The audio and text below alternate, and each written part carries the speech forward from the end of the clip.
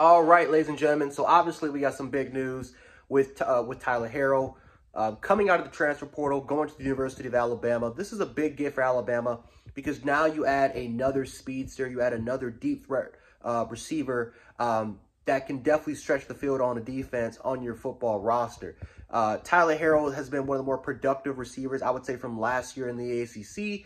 He had over 18 catches for over 529 yards, had around, I think, around 6 touchdown or 8 touchdown receptions.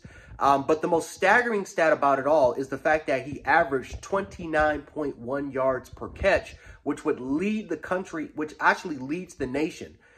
So every time this dude gets the ball in his hands, big plays could happen. Now, basically just watching the highlights, the man pretty much ran a lot of, he ran a lot of really, really good routes. So I think he's a very versatile player when it comes to his route tree. They love to use him in typically the overall the override routes. So Tyler Harrell is not simply just a guy that can just get on top of a defense. He's a guy that after the catch is extremely dangerous.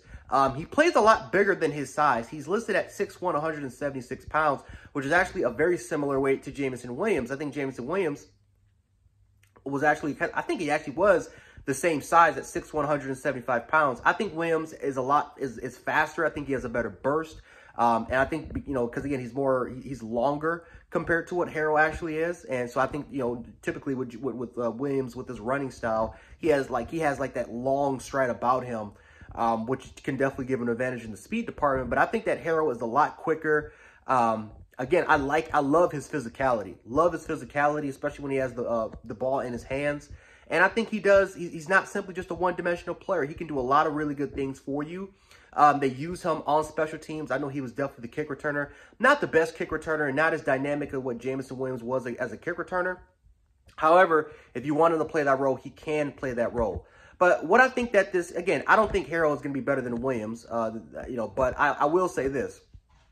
With Harrell, he does bring another element to your game because you can make an argument they were kind of missing that deep threat presence, maybe with players with that experience. I know some people will say that Christian Leary has the deep speed, and granted, he does, right? If you watch his spring game, you can tell that dude has a lot of speed to him, and especially if you look at his, you look at his high school 100-meter yard dash, the dude can absolutely fly.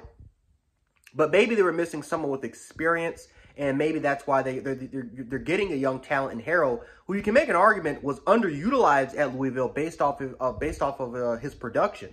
Right, 18 catches for over 529 yards. And if you look at some of the games that he's had those explosive plays against, I mean, Wake Forest, against Clemson, what he did against Duke.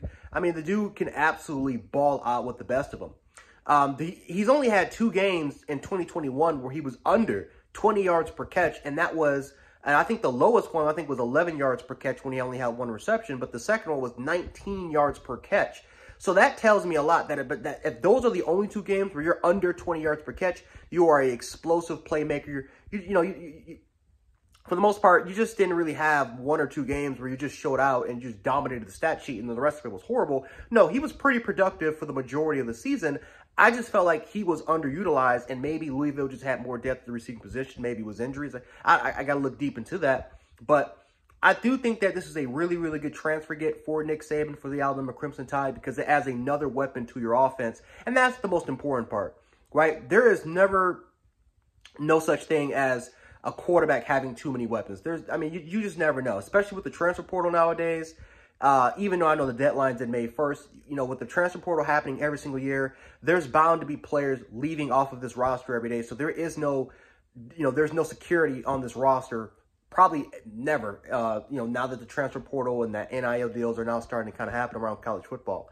So let me know how you guys feel about this. Do you guys like Tyler Harrell? Do you think this is a good pickup for Alabama? And do you think he's going to make an impact? Because for the most part, when Alabama picks up a transfer, they normally play. So, do you think it's going to make an impact? Do you think it's going to take less reps from the younger guys like a JoJo Earl or a Christian Leary? Very interested to see what you guys have to say about it. And yeah, that's going to have to do it for me. So I'll catch you guys later.